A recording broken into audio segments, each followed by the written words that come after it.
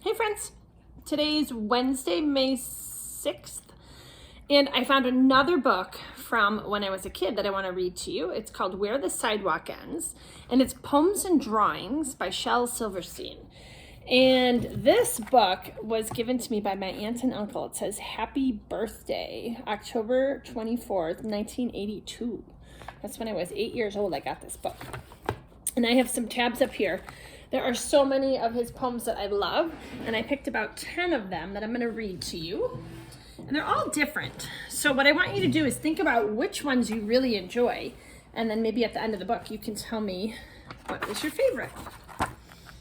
First one is called Invitation. If you're a dreamer, come in.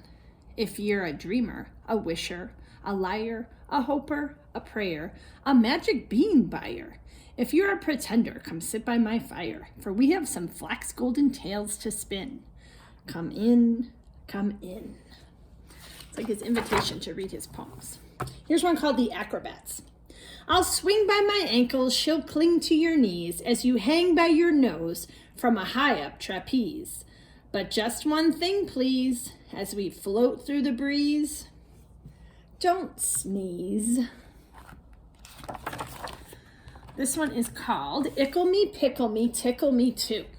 Ickle me, pickle me, tickle me too. Went for a ride in a flying shoe. Hooray, what fun, it's time we flew, said Ickle Me, Pickle Me, Tickle Me Too.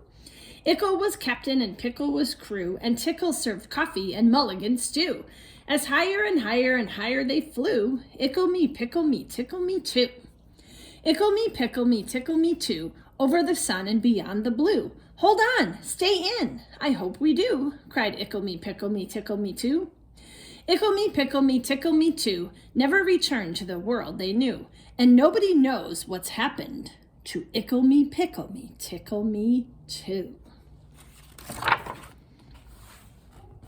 This one I'm going to read right here is called Hug-a-War, instead of Tug-a-War. I will not play at tug-of-war.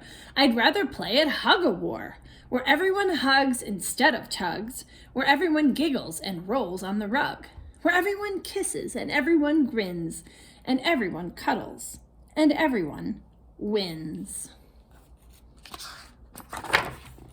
This one's called It's Dark in Here.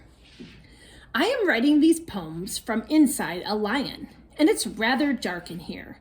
So please excuse the handwriting, which may not be too clear. But this afternoon by the lion's cage, I am afraid I got too near. And I'm writing these lines from inside a lion, and it's rather dark in here. The picture, you can see his hand coming out of the lion's mouth. Our next one is called Pancake. Who wants a pancake, sweet and piping hot? Good little Grace looks up and says, I'll take the one on top. Who else wants a pancake fresh off the griddle? Terrible Teresa smiles and says, I'll take the one in the middle. Our next one is called 1 Inch Tall. Here's a picture to go with it. If you were only 1 inch tall, you'd ride a worm to school. The teardrop of a crying ant would be your swimming pool. A crumb of cake would be a feast and last you 7 days at least. A flea would be a frightening beast if you were 1 inch tall. If you were only 1 inch tall, you'd walk beneath the door, and it would take about a month to get down to the store. A bit of fluff would be your bed. You'd swing upon a spider's thread and wear a thimble on your head if you were 1 inch tall. You'd surf across the kitchen sink upon a stick of gum. You couldn't hug your mama, you just have to hug her thumb. You'd run from people's feet in fright. To move a pen would take all night. This poem took 14 years to write, 'cause I am just 1 inch tall. Sick. I cannot go to school today, said little Peggy Ann McKay. I have the measles and the mumps, a gash, a rash, and purple bumps. My mouth is wet, my throat is dry. I'm going blind in my right eye. My tonsils are as big as rocks. I've counted 16 chicken pox, and there's one more, that's 17. And don't you think my face looks green? My leg is cut, my eyes are blue, it might be the instamatic flu. A cough and sneeze and gasp and choke, I'm sure that my left leg is broke. My hip hurts when I move my chin, my belly button's caving in. My back is wrenched, my ankle's sprained, my appendix pains each time it rains. My nose is cold, my toes are numb, I have a sliver in my thumb. My neck is stiff, my spine is weak, I hardly whisper when I speak. My tongue is filling up my mouth, I think my hair is falling out. My elbow's bent, my spine ain't straight, my temperature is 108. My brain is shrunk, I cannot hear. There is a hole inside my ear. I have a hangnail and my heart is... What? What's that? What's that you say? You say today is Saturday? Oh, goodbye. I'm going out to play. I think that's a funny one.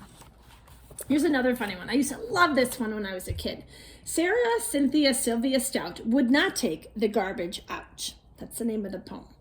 Sarah Cynthia Sylvia Stout would not take the garbage out. She'd scour the pots and scrape the pans, candy the yams and spice the hams. And though her daddy would scream and shout, she simply would not take the garbage out. And so it piled up to the ceilings, coffee grounds, potato peelings, brown bananas, rotten peas, chunks of sour cottage cheese. It filled the can, it covered the floor, it cracked the window and blocked the door. With bacon rinds and chicken bones, drippy ends of ice cream cones, prune pits, peach pitch, orange peel, gloppy glumps of cold oatmeal, pizza crusts and withered greens, soggy beans and tangerines, crusts of blackburn butter toast, gristly bits of beefy roast. The garbage rolled on down the hall. It raised the roof. It broke the wall. Greasy napkins, cookie crumbs, globs of gooey bubble gum, cellophane from green bologna, rubbery, blubbery macaroni, peanut butter caked and dry, curdled milk and crusts of pie, moldy melons, dried up mustard, eggshells mixed with lemon custard, cold French fries and rancid meat, yellow lumps of cream of wheat. At last the garbage reached so high that finally it touched the sky. And all the neighbors moved away, and none of her friends would come to play. And finally, Sarah Cynthia Stout said, "Okay, I'll take the garbage out." But then, of course, it was too late. The garbage reached across the state, from New York to the Golden Gate. And there in the garbage she did hate, poor Sarah met an awful fate that I cannot right now relate, because the hour is much too late. But children, remember Sarah Stout, and always take the garbage out. Ooh, that was a stinky poem. All right, for our last one, let's end up with a really sweet, nice, kind poem. It's called No Difference. Small as a peanut, big as a giant, we're all the same size when we turn off the light. Rich as a sultan, poor as a mite, we're all worth the same when we turn off the light. Red, black, or orange, yellow, or white, we all look the same when we turn off the light. So maybe the way to make everything right is for God to just reach out and turn off the light.